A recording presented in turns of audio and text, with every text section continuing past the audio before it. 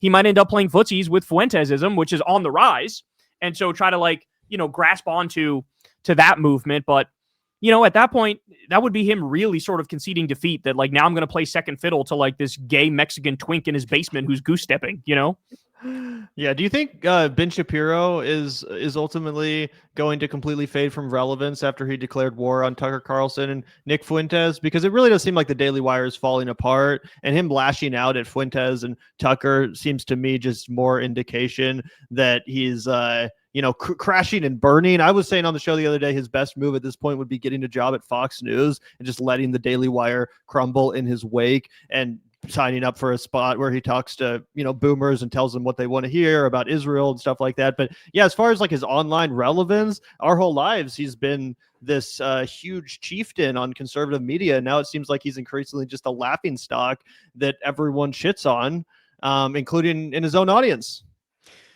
He's going to collapse, to answer your question, but it's also kind of weird because as he's collapsing, and he is, Trump is actually more with him than he is with the Groypers, Like, Trump is a total fucking sellout to Israel, and he'll do whatever the fuck Israel wants. And, like, it's just so weird. It shows you how broken the Republican Party is, that, like, it's like Tucker and Fuentes and Candace, I guess you could say, versus, Mark Levin and Ben Shapiro and stuff. And, like, Trump is with Mark Levin and Ben Shapiro, but the Groypers who hate Mark Levin and Ben Shapiro, they don't really focus almost at all on Trump. Every now and then, Fuentes himself will.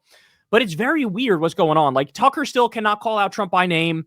Ben Shapiro has to like try to hold on to Trump's coattails as hard as he can right now.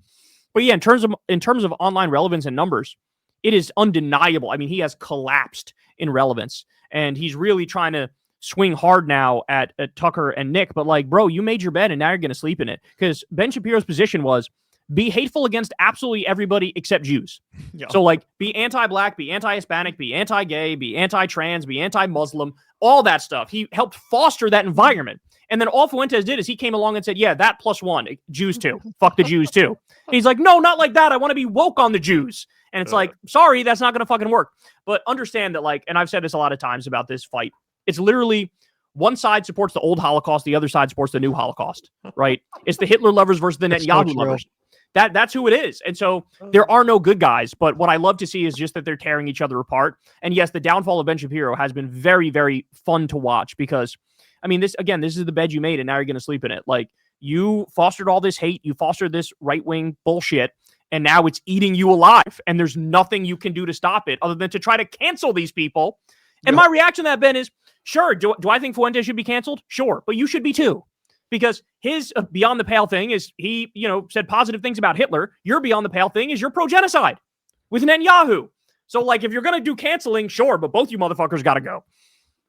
Yeah, and I think that what's really interesting and adds a rich element, we were talking about this the other day when it comes to the Daily Wire. Obviously, Nick Fuentes is kind of the new prince of the Republican Party, right? He is, I would say, as far as anybody under the age of 35, the new face of the Republican Party as far as male personalities goes. But there's a new princess of the Republican Party right now. I mean, a dominant force, potentially just as large, if not even slightly bigger than Nick Fuentes. And I'm talking about Candace Owens, formerly of the Daily Wire. I mean, this was somebody that was talent for Ben Shapiro in terms of, like, I run a production company and I want this person to continue to make content for me because I know that they have, a good return on investment when I invest in them. And not only has she left Ben Shapiro completely in the dust, she seemingly has gobbled up the entire mainstream of the Republican Party. And as we've talked about, inched her way into the apolitical true crime realm as well. Obviously, she exploded even further after the Charlie Kirk assassination and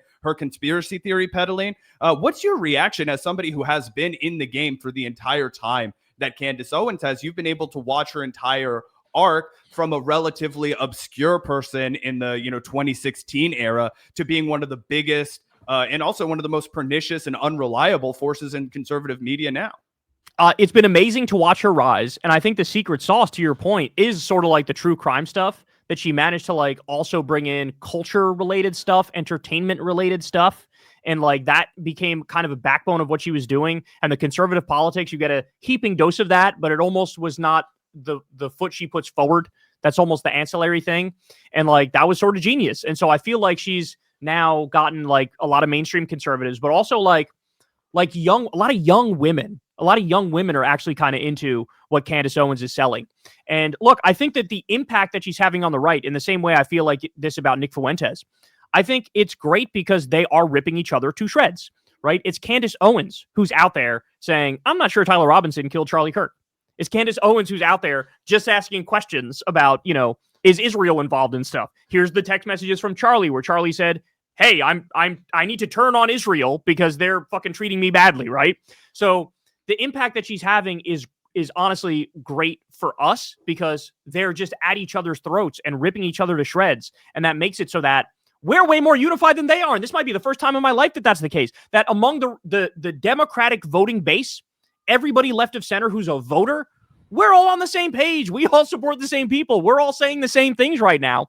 And it's kind of amazing because is this what they felt like all along? Because this feels amazing to know that everybody left of center is like vibing with each other. And now they're ripping each other to shreds. And let me just say, got to add this one more point because I've been thinking about this a lot. It's kind of hilarious to me.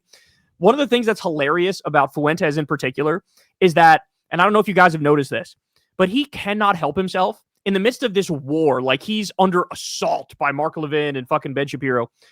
Fuentes cannot help himself. He keeps hitting Candace and he keeps hitting Tucker and he keeps hitting Megyn Kelly.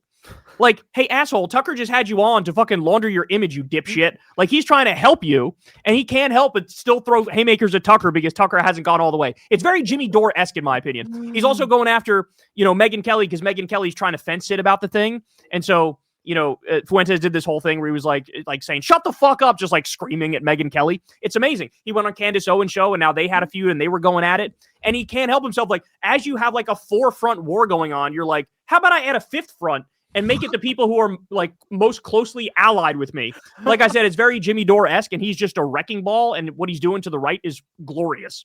Yeah, it's also very Trump-esque, though, where it's like, true. I'm going to go to war with everyone because I know that the number one way to get attention is through negative attention and by pissing off everyone. And he is good at doing the sort of like disses and stuff. Like some of his most viral content is that shit where he's just like calling out people going scorched earth. So I think he knows that that's his secret sauce and he just wants to lean into it endlessly because if he ever actually makes peace with everyone, then he won't have that ability to make content and get attention from the negativity. So that's my theory.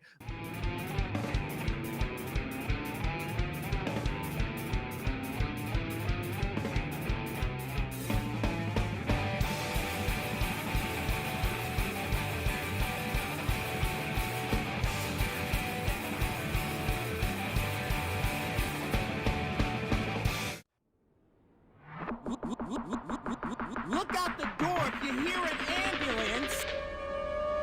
The Vanguard will be there, sir. The Vanguard will be there, sir. The Vanguard